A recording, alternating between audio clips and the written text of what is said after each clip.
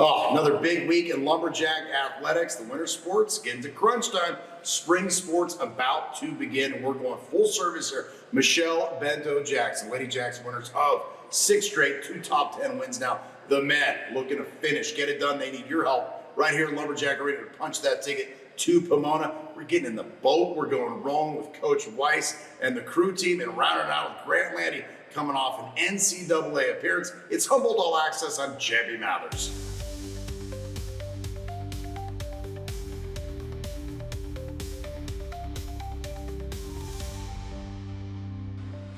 Joined by one of my faves, and always good when you've won 6 straight, coming off another win over Cal Poly Pomona, Michelle Bento-Jackson, head coach of the Lumberjacks.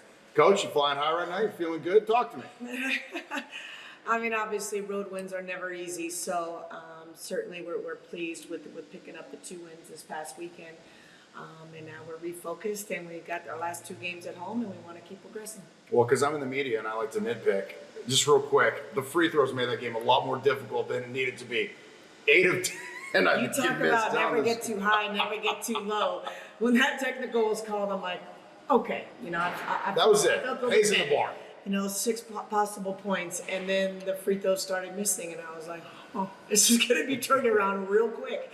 But at the end of the day, the girls found a way, and we were able to pull off the win. Well, yeah, you can laugh about it now because obviously the flip side would have been a disaster. With that said, look, the girls never lost focus and made big plays. It wasn't like, oh my God, the world is falling. They got stops. They made the plays to make it a victory minus the free throw help.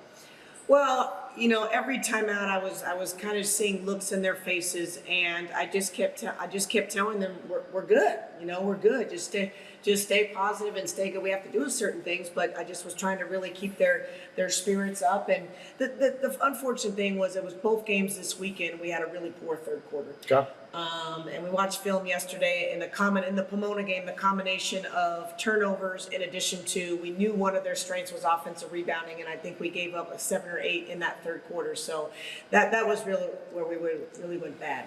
Okay, I guess, Coach, at some point things aren't just a coincidence. Like this team, if we are going to nitpick while we're at it, you have these runs where these quarters you guys just go completely cold offensively. How do you remedy that, and is there a way to put a finger on what's going on?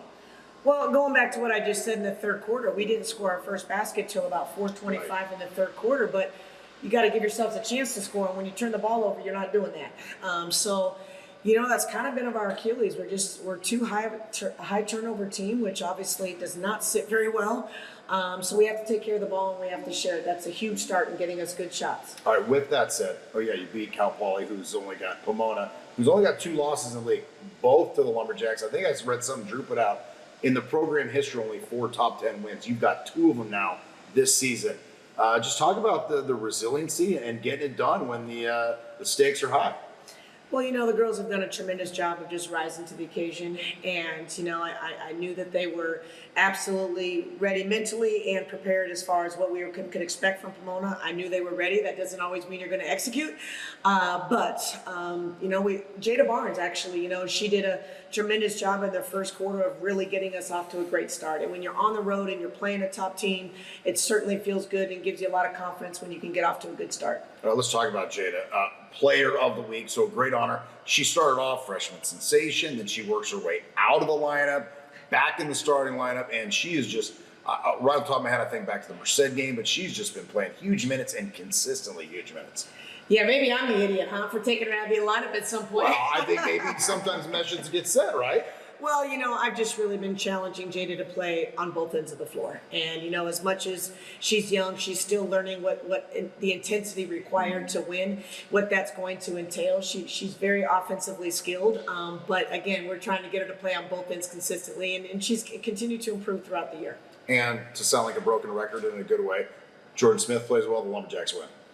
Well, she gives us, obviously an inside presence, and, she didn't score a ton in the Pomona game, but her presence alone, she's drawing double teams, which obviously is opening up other things. So, when we get production from everybody, we're really sharing the ball. It just gives us that better of a chance to win the game. All right, Coach, I didn't play on a lot of good teams. So let me know what it's like this point of the season. I'm sure people are tired. You've got the injuries. With that said, you're playing for everything, but also nothing. Like, you're going to be most likely the 3rd seed. But with that said, I know you're thinking about March. So just talk about the energy level that comes in practice with an opportunity that everybody talks about, but you have a chance to actually do now. You know, it's not about that. I mean, I told him this after, we quote unquote clinched, to getting into the tournament. It was so early with 3 weeks left. And I just kept telling the girls, stay in the present. Stay in the present. Let's not get too far ahead of ourselves. And I'm going to say the same thing now, because the goal obviously is for us to be playing our best next week. And we have a lot of ups and downs in games. And, at this time of the season, when the stage is the biggest and the lights are the brightest, you just can't have those ups and downs. So again, that'll still be my talk today, is just staying in the present. Right now, our focus is on Monterey Bay and having 2 good days of practice so we can prepare for next week. Yeah, 2 more games to go in the regular season at home, thank goodness. Let's talk about Monterey Bay, who's a team you played really well against, but they've been playing well. Yeah, they have. And then San Marcos, a team that you really had to gut one out the first time you guys hooked up. Yeah, I mean, you're absolutely right. Monterey Bay has a lot of motivation going into this game. They're fighting to get into this tournament. As you mentioned, they're playing a lot better now. They have a player that didn't play the first time against us that we'll be prepared for. So it's certainly not, we have nothing to lose, because we do. We do, as far as just playing the right way and still solidifying the win, hopefully. But we definitely got to come out and have a great game on Thursday. And with that said, I mean, last week at this time, it was like, you got to win this whole thing to get into the tournament. Well, you're at that point now, Coach. You're going to start taking notice. If you do continue to win, I'll look ahead for you. If you found yourself in the championship game, let's say you run the table and you didn't win that game, I think still a strong case to get into the regional tournament. It's hard to say. Obviously, everybody looks at the rankings right now, and I think the NC2A one will come out this week. Obviously, the 2 wins against Pomona certainly will help, but we also had some bad losses in the preseason to regional teams. So I'm really not trying to get the team too far ahead of anything, because I just don't like that. I want to stay in the moment, and I just want to focus on Monterey Bay. And when this week is over and these rankings come out, we'll deal with it then. But right now, we just got to stay locked in. Well, the good news is, Coach, you have 3 guaranteed games. And all 3 of those places you play really well at. Yeah, Lumberjack Arena and Pomona. The home away from home. Yeah, and as I told you, the last time we won the conference tournament, some of my former players have texted me and said, Coach, we did it the last time we were there. So vibes are good. We're comfortable with all the green around us. So we'll see what happens. Love it. Michelle Bento-Jackson, more after this.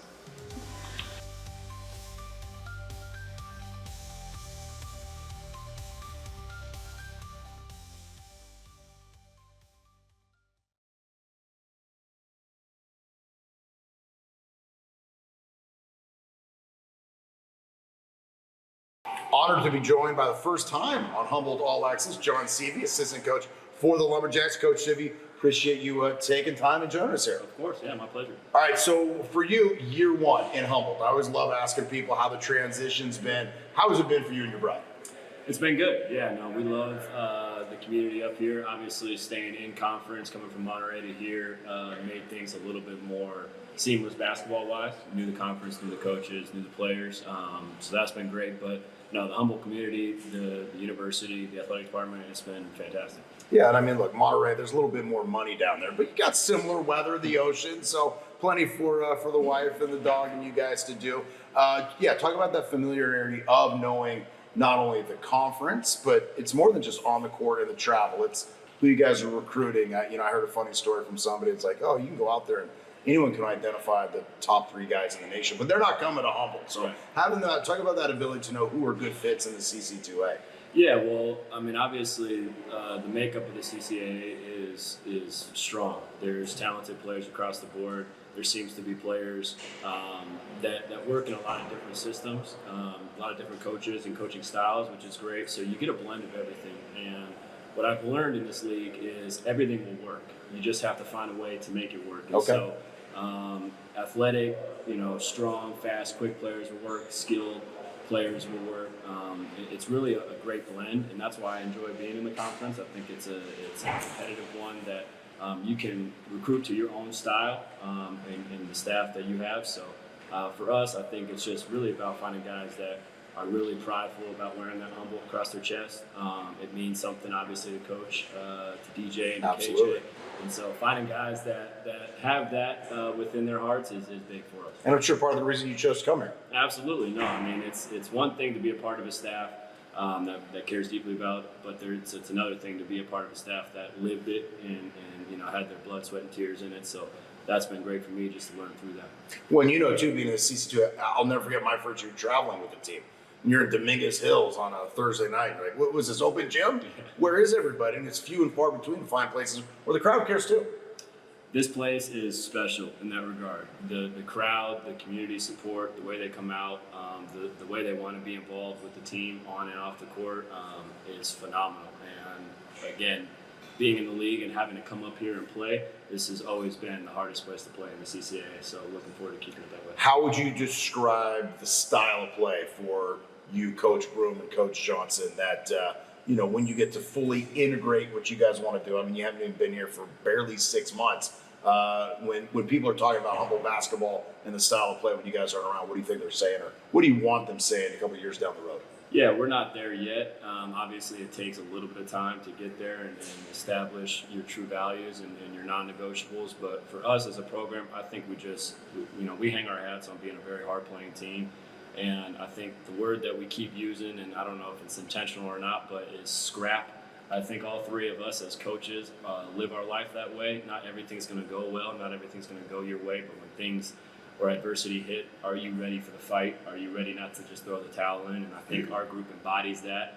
And as much as I'd like to say we could go in and win by 10 or 15 every night, I think you see a lot of that on the court these days as well. Yeah, well, obviously, if you're coaching with DJ and KJ, guys who I saw play, they're definitely scrappy. One was undersized always, and the other one was an undersized guy who they were ready to give the boot to, and now he's one of the greatest players in the history of the conference. Talk about the dynamic of the coaching, just how it works. Obviously, DJ's the head coach, and I get a chance to see you guys during the game, and he's riding the officials, and he's that kind of that point man, the end of the arrow. But obviously, you've got your role. And talk about how that dynamic works with the players, and keeping coach up to date on who's got foul trouble, who did this, and coach, maybe we should run this, or just how that works. Take us behind the curtain for the folks that don't know. Yeah, so obviously starting with KJ, he played here. He was if we still have it, a big man per se, and so he really helps our bigs, our fours, our fives, our screeners navigate the game. Just what's working in ball screen coverages, what's working on offense, and he helps those guys a ton. Where my responsibility during games lies, mostly just making sure DJ's aware, like you said, of fouls, of making sure what's worked offensively and maybe where we maybe need to change things defensively. Keeping an eye on matchups and things like that when you're a head coach, things are moving quickly, you're worried about a million things you might not always see. And so just making sure that DJ's making decisions based on what all of us are seeing and making sure that we're just giving him smart, tips or certain things that he can, take in the locker room and give the guys without having to really replay too much in his mind. All right, I know a lot of people think the sky is falling, it's the end of the world, but with that said, Lumberjacks are always a tough out in Lumberjack arena. There's no doubt about that. We talked about what it means to be a Humboldt person. How can the Lumberjack faithful help you guys out? And then obviously just get a dub this week and a punch in that ticket. Yeah, well, as a team, we're taking things one at a time, right? We're not too worried about what's happened. Obviously, we're going to watch film and learn from it, but we're taking everything one thing at a time, one practice at a time, one possession at a time. And I think moving into a big week, I think it's just important for us to be present, play our hardest. Obviously, knowing what's on the line and what's at stake is a conference tournament berth, which is super important to our program and our coaching staff. But as a community, I think if you just come out, support, and just make this the toughest place to play like it is, I think that'll push us over the hump. And I'm going to go a little over our allotted time. Look, if you're the players, you're the coaches, I'd assume this is what you play for. You got a chance to go for March. It's a marathon, not a sprint. This is why you play, right? Absolutely. As a competitor, there's nothing more. We would love to be wrapped up and clinched and have a seed, but I'd love to be a millionaire. Absolutely. There's nothing better than going out and playing meaningful games with a lot on the line and really seeing what you're made of. And I think that's the challenge we put forth to our guys this week is let's go earn this, and let's not have any doubts about if we are a team that's good enough to go in and play in a March and advance. And I think they're taking that well. John Seavey, assistant coach, thank you so much. Appreciate it, JD. Back after these messages.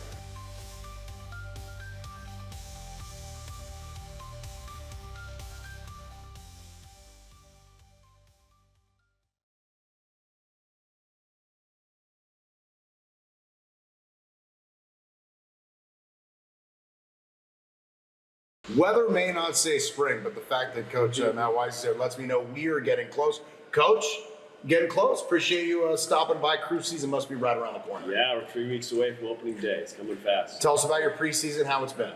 Well, it's been 6 months. It seems like we're always in There's preseason. no breaks, right? It's like we're always in preseason. But once it hits, it's all of a sudden it's done. But it's going really well right now. The weather actually has been fantastic this week. Yeah, we have been.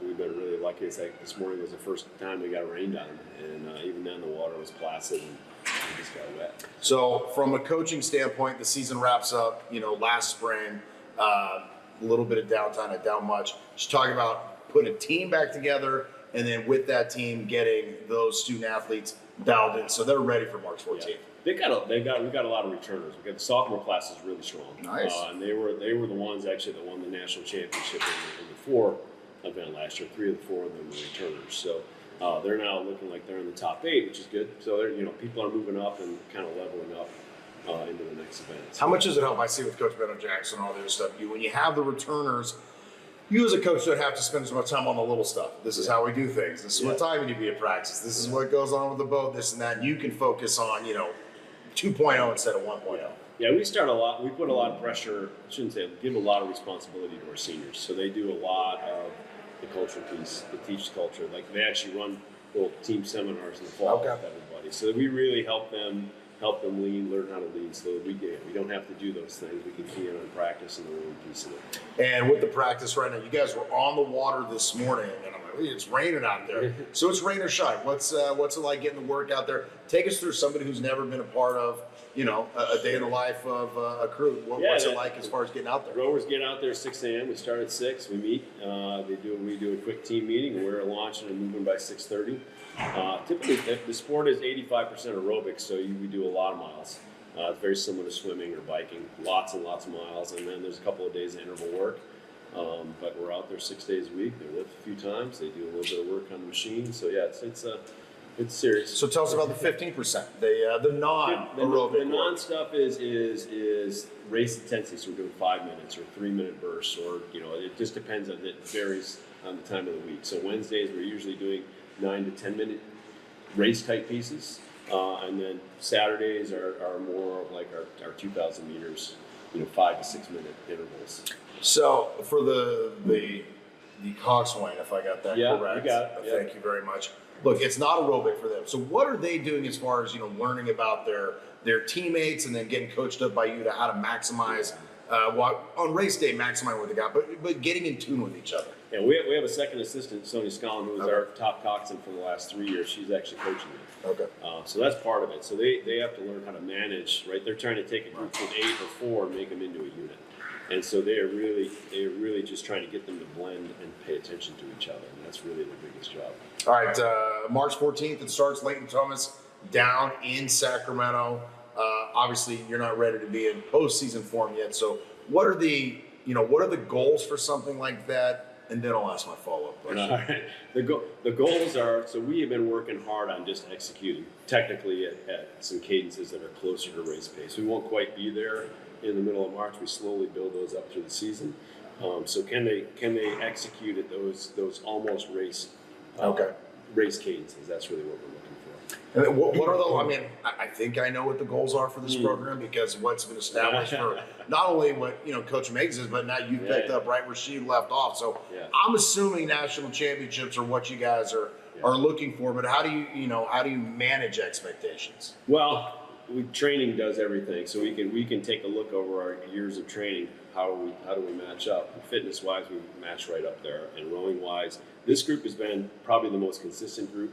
Okay. From a training perspective, day in, day out, they've been really good. So I watch and look at their progressions, and I'm hoping this group, better than our previous groups, will be able to kind of progress all the way through the spring, rather than last year we kind of started fast and didn't get a whole lot faster. And so this group, because of the way they've been training, I think are going to be able to. As Coach Pass used to tell me, start slow and finish strong. Okay, so you know how to judge against yourself. How much do you know, without any races yet, what the field looks like, the rest of the competition? No idea so how fast they are. We just know that, the work that we're doing hopefully is good enough. Yeah.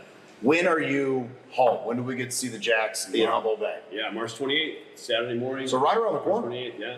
month away. All right, So Drew, we got to set up that VIP tent and take advantage of the aquatic center that's down there. Because for Absolutely. folks that haven't been, it's a great setup. I don't know what other people have going on in the rest of the conference. I know Seattle Pacific's got a pretty sweet setup, but I imagine we're second to none, right? The deck is going to be open at the aquatic center, and so that makes all the difference. You can get up on the deck and kind of watch the races. It's a fantastic. Coach Pettit, Coach Carvajal, you guys are on the clock for catering when it comes to that day, so enjoy it. Coach, appreciate it. I appreciate it. All righty, we're talking soccer after this. Grant Landy swinging by, Humboldt All-Axess.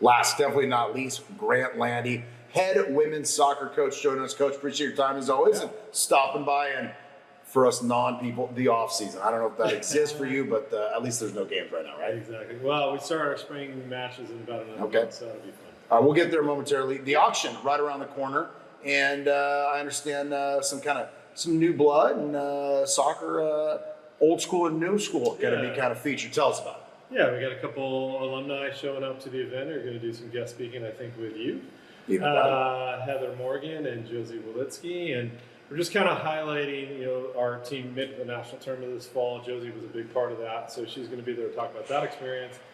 Heather Morgan, who was Heather Johnson back in 1996, part of that first generation of players on that team, was the last group that went to the national tournament. So almost 30 years ago. So I think it's just gonna be fun to just get their different perspectives on the journey. With the journey, you had a tremendous year, obviously. That magical run that took you to the NCAA tournament. With that, I assume a lot of pats on the back and with a lot of expectations as well. How do you make sure you focus, have a strong off season, but also, I guess it's a mixed bag, right? Like, of course, you want to do that again, but this new team's going to have to set their own path. For sure, exactly what we talked about the first time I got together with them in January. Like every team has its own story, and I told them you have your own story to write, and I think the expectations now are a little bit higher, so it adds a little bit more pressure, and that's okay. But the journey is going to look completely different than last year, and I think what you want to try to avoid is the comparison. Right. What people forget is that in the first 6 games of the year last year, we won 1 game. So I heard you talking to some other coaches about starting slow, finishing fast. They're doing the opposite. We definitely started on the slower side, finished on the stronger side. But this group's going to have a completely different story to tell, and that's what's exciting about it. New leaders, new players, old players in different roles. And so, that's going to be the fun. Yeah, I think you're defending your championship. Yeah. No, that's theirs. Nobody's ever going to take that from last year's team. With that said, I don't think people overlooked you guys anyways. You've had a lot of success here. But you're definitely getting everybody's best shot next year. Oh, for sure. And, when I first got here, the thought of even winning a conference championship and getting to the national tournament, it wasn't really even part of what we were thinking about. Let's be competitive. Yeah, and let's have some fun. But as you build the habits and the culture of the team, and you start getting the right players for Humboldt and for who we want to coach, things tend to set in, and then that was just kind of really an offshoot of the last 2 or 3 years of this program building. Something interesting, just kind of take us behind. I know you guys play Fridays and Sundays, which whatever, but I travel with basketball, and it's a road trip and it's a home trip. It's not intermingled between the two. Your thoughts on just the CC2A, and is there any chance of them getting away from that? Because I look at it from the fan perspective, and I think the product's better when you're sleeping in your own bed for a couple nights, opposed to being on the road and then waking up and playing. Yeah, typically, if we host teams here, we get 2 home games, and the same on the road. So we're either home for 2 and away for 2. But there was a couple of situations this last year where we had to be, somewhere on a Friday and home on a Sunday. The team that we were actually playing on Sunday was back in Arcata before we were. So there's some nuances to this. The conference is changing a lot. We added a new team last year in Merced. We added 2 new teams this year. Menlo and Fresno. Sonoma's going to be back in a couple of years. So I think it's just going to be one of these things that you're going to have to, do the best that you can with the schedule. These aren't things that are out of our control. Of course, they're right. But Dominguez Hills in LA, it's one thing to have a home and away. Yeah, Chico and Humboldt are a little different. Yeah, we were at Merced on a Friday, and we had to be back here to play our senior, our last 7-hour drive. Yeah, last home game on a Sunday. So that wasn't a big deal. But these are things that we can't control. One of the things about last year's group that when people ask me about the group is just how resilient they were. Yeah, Colorado trips. Yeah, and we were on the road a lot, and we had games that were postponed, and all sorts of things we had to deal with. And I think that just made us stronger. Talk about the spring schedule you have coming up. Yeah, it's the typical Humboldt spring schedule for us where we got a combination of junior colleges, NAIA schools, Division IIs, and Division Is, and we try to get as we're kind of in a radius of Northern California, and there's only so many teams that we can play, and so I wish we had more access to some different teams, but it is what it is, and spring's always fun because we start building toward the new year, playing people in different positions, trying new things, and that's always fun too. How much is that a little dabble of recruiting that these other programs get to see what you've got going on? Because come on, it's today day, not only the transfer portal, but junior college as well. Those guys are looking, or gals are looking for another opportunity. I don't put too much stock in the spring. You look at results. A lot of our teams will go on the road and do really well against Division Is, which speaks to the strength of our conference. But I don't really look into results on the other teams. I'm imagining they're doing the same thing as us, where results don't really mean that much. It's more of a look in the mirror. Yeah, it's a look in the mirror. It's just to find the right people in the right spots, and the results are quite secondary in the springtime. All right, Coach. Well, if the weather gets better, hit them straight, all right? Okay, thanks. Coach Grant Landy right here. That's it. Humboldt All-Axess, another award-winning edition in the books. See everyone next week.